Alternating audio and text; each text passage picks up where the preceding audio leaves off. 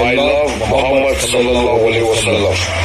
सुना है यूपी में ये अल्फाज लिखने से वहाँ की सरकार ने काफी बच्चों के ऊपर FIR कर दी है।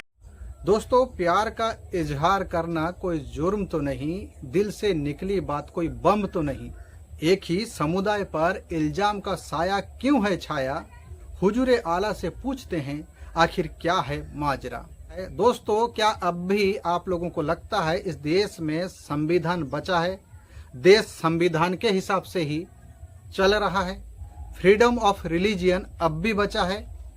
और अगर बचा है अगर फ्रीडम ऑफ रिलीजियन, तो फिर कैसे कोई आई लव राम लिखने पर उसके नाम पर FIR हो सकता है, या फिर आई लव गौतम बुद्ध लिखने पर उसके नाम पर कैसे FIR हो सकता है, या फिर आई लव यीशु मसीह लिखने पर कैसे उसके नाम पर FIR हो सकता है। और अगर आप लोगों को लगता है कि मैं गलत हूं, ऐसा नहीं हो सकता, देश में संविधान बचा है और संविधान में ऐसा कोई प्रावधान नहीं है कि कोई अगर अपने भगवान का नाम लिख ले, या फिर आई लव राम लिखे, या फिर आई लव गौतम बुद्ध लिखे, या फिर आई लव यीशु मसीह लिखे, तो उसके नाम पर FIR हो सकता है।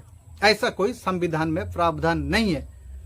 तो फिर कैसे आई लव मोहम्मद लिखने पर एक समुदाय के लोगों पर FIR कर दिया गया? यूपी के कानपुर में आई लव मोहम्मद लिखने पर कई लोगों पर FIR कर दिया गया। क्या यूपी पुलिस को सिर्फ और सिर्फ कोई बहाना चाहिए, किसी तरह से एक समुदाय के लोगों को लपेटे में लिया जाए और उसके नाम पर FIR कर दी जाए, जिस तरह से फिरोजाबाद में किया गया था, अब कानपुर में किया गया है? जी हाँ, पूरा मामला मैं आप लोगों को बताता हूँ। दरअसल यूपी के कानपुर में एक समुदाय के लोगों के साथ क्या किया गया और कैसे आई लव यू मोहम्मद लिखने पर उनके नाम पर FIR कर दी गई।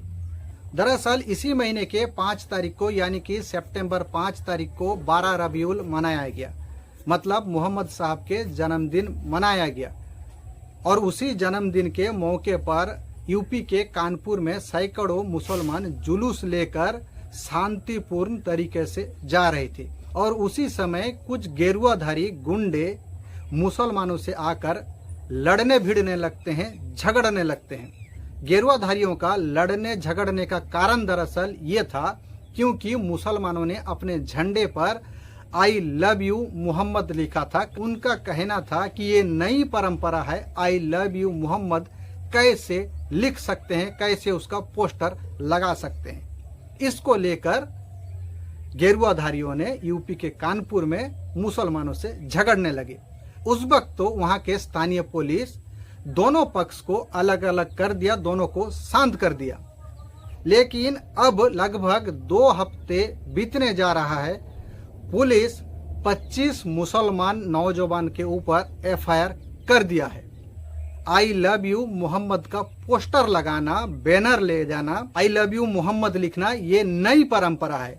इस नई परंपरा से सांप्रदायिक भेदभाव बिगड़ सकता है। जिस तरह से फिरोजाबाद में भी उसी दिन मुसलमान जुलूस लेकर जा रहे थे और मुसलमानों को रूट बताया गया था, इसी रूट से ही जुलूस लेकर जाना है, और मुसलमान एकदम शांतिपूर्ण तरीके से जुलूस लेकर गए भी।